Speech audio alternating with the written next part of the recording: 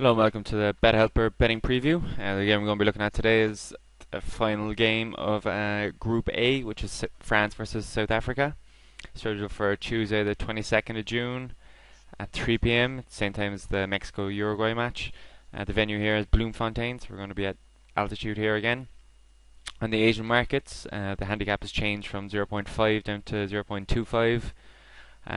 That's with France giving up the handicap, so it indicates support for South Africa on that one. It also could mean that people are just opposing France in this one, given the level of disruption that's going on there in their camp. Um, at the current odds, South Africa has slightly drifted a bit, and France have slightly shortened a bit. That's at the 0.25 handicap. And the unders and overs, the unders are favoured here. The handicap is now at 2.25, and it is shortening slightly, but it's still favouring the unders there. Looking at the bet exchanges, France have actually shortened. They went from 2.4 down to 2.38, so a bit of support picking up for them. Also, the support for Africa has also picked up a bit. The odds are now down from 3.4 down to 3.35. So again, a minimal movement there, but it is positive for South Africa. And then the draw has drifted. It's gone from 3.4 to 3.45. So people don't really expect a draw to happen in this one. The overs have stayed flat throughout the week. They're at 2.36. So not much happening there in that one. Looking at the percentages matched, the amount matched now is up over 500,000.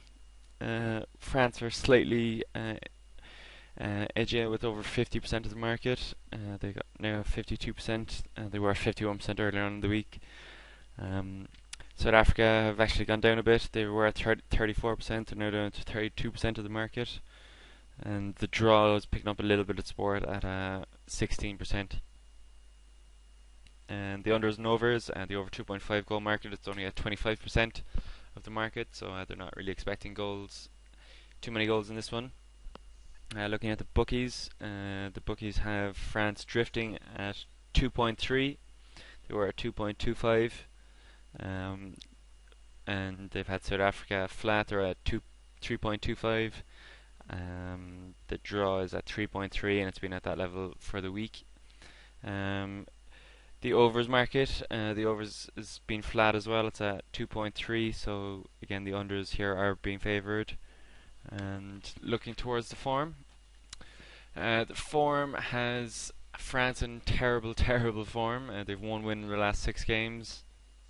They obviously drew their opening game against Uruguay, and they lost their last game to Mexico, which pretty much puts them out of this World Cup. And South Africa have 3 wins, 2 draws and 1 loss in their last 6 games. The reason for that is that they've played a lot of friendlies against poor quality opposition, which has given them a long winning streak before that game that they lost against Uruguay. They've obviously lost 3-0 to Uruguay, and they drew their opening game 1-1 with Mexico. In terms of streaks, South Africa have only won 2 games against South African opposition. They've actually had 14 attempts, and they've failed to score in 7 of those. So it doesn't look good for South Africa on that one. In terms of the rankings have France in 8th. Sorry, Davia just after missing a penalty there in tonight's game against Honduras. The rankings also have France 12th on the ELO ranking, so it kind of shows that they're not in great form. South Africa are 83rd in the FIFA rankings, and they are in 55th in the ELO ranking, so not a great side there, but they're in good enough form for South Africa. And just kind of fuming over the Davavia penalty miss. I actually have him as to be top scorer, so if he got that, he would have got a hat trick. And I also have Higuain, so I would have been very nicely placed if both my bets had come off with two hat tricks in the group stages. I also have Hernandez of Mexico. He was a 200 to 1 shot, so hopefully he'll be starting Mexico's remaining games. And looking at the ref for this France versus South Africa match, it's Oscar Ruiz. He's from Colombia. He actually reffed the Greece versus Nigeria game earlier on in the competition. He gave 4 yellows and 1 red in that, so he is a ref who likes to dish out some yellows and not afraid to send anyone off. He's reffed 140 games. He's given 725 yellows. Gives him an average of 5.18 yellows per game, so that's particularly high. It's the average is usually about 3.5, so 5.18 is exceptionally high. He's given 62 reds, giving him an average of 0.44 reds per game. Again, that's a bit higher, not the highest we've seen, but certainly high enough to think that there might be a red in this one. There's 31 penalties in his 140 games, giving an average of 0.22 penalties per game, so that's about average. Looking at the injuries, Nelko's obviously been shipped off back to London. I think he's gone back to. Carasso is also missing out for France, and Kune, the South African goalkeeper, who actually played magnificent against Mexico in the opening game, is actually suspended, given his red card the last time out against Uruguay. In terms of goals scored in qualifying, South Africa didn't actually have to qualify, so they don't have any stats on that one. They have only scored 1 game in their 2 games so far in the World Cup, and they conceded 3 in those 2 games. And looking at France's record in qualifying, they had an average of 1.66 goals scored per game in qualifying, while they conceded an average of 0.83 goals per game. So it suggests that they have a pretty decent defence, but we haven't really seen it at this World Cup. Looking at the probabilities